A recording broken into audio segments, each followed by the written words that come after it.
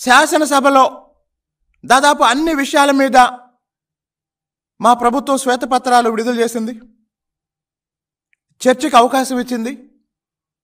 ఆ రోజు పారిపోయాడు. ఈరోజు 4 పేపర్లు పట్టుకొని గుంటూరు జైలు ముందు నిలబడి ఆ పథకం ఇవ్వలేదు, ఈ పథకం ఇవ్వలేదు అని మాట్లాడుతున్నాడు. ఒకవేళ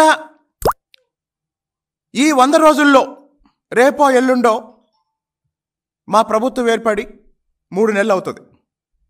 ఈ 3 నెలల్లోనే నిజంగా నువ్వు అనుకున్నట్టు మా ప్రభుత్వం పట్ల, మా ప్రభుత్వానికి, మా కూటమికి ఈ ప్రజలిచ్చిన ఒక చారిత్రాత్మకమైన తీర్పు పట్ల నీకేమైనా అనుమానం ఉంటే, తిరువూరు శాసనసభ్యునిగా ఎన్నికైన నేను రాజీనామా చేస్తా. పులివెందుల శాసనసభ్యుడిగా ఎన్నికైన నువ్వు రాజీనామా చేయి. మళ్ళీ నువ్వు నీ పార్టీ తరపున పోటీ చేయి, నేను నా పార్టీ తరపున పోటీ చేస్తా. ప్రజల మద్దతు, ప్రజల ఆమోదం ఎవరికొందో ప్రజల్ని అడుగుదాం.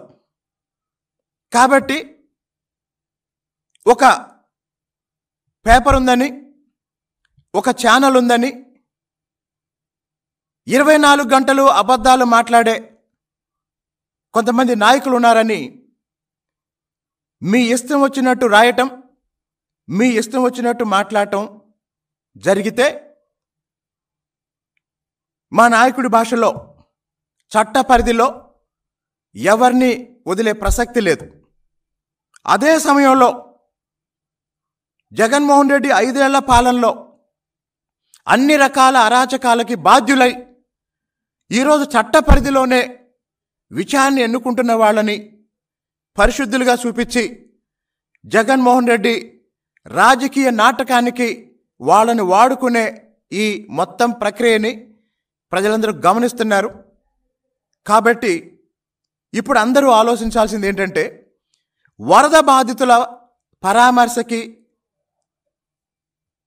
సమయం ఇవ్వని జగన్మోహన్ రెడ్డి, కుటుంబ సభ్యుడు అభిషేక్ రెడ్డి 5 రోజులుగా కోమాలో ఉంటే, చావు బతుకుల్లో ఉంటే అటువైపు చూడని భారతీ జగన్మోహన్ రెడ్డి ఈరోజు నందిగం సురేష్ కోసం జైలు దాకా వెళ్ళారు అంటే అర్థం ఏంటంటే, రాబోయే రోజుల్లో జగన్మోహన్ రెడ్డి ఆలోచనలేంటి, జగన్మోహన్ రెడ్డి ప్రణాళికలేంటో ఈ ప్రయారిటీలోనే తెలుస్తుంది. కాబట్టి ప్రజలు కూడా, రాజధాని ప్రజలు, రాష్ట్ర ప్రజలు జగన్మోహన్ రెడ్డి రాజకీయాల పట్ల అప్రమత్తంగా ఉండాలని, మానవత్వం లేని జగన్మోహన్ రెడ్డి, డబ్బు రాజ్యాధికారం తప్ప ఇంకా ఏటికి ప్రాధాన్యత ఇవ్వని జగన్మోహన్ రెడ్డి ఈ సామాజిక జీవితంలో, రాజకీయాల్లో ఉండటానికి అర్హుడు కాదన్న విషయం మొన్ననే ప్రజలు ఒక చారిత్రాత్మక తీర్పు ద్వారా నిర్ణయించారు.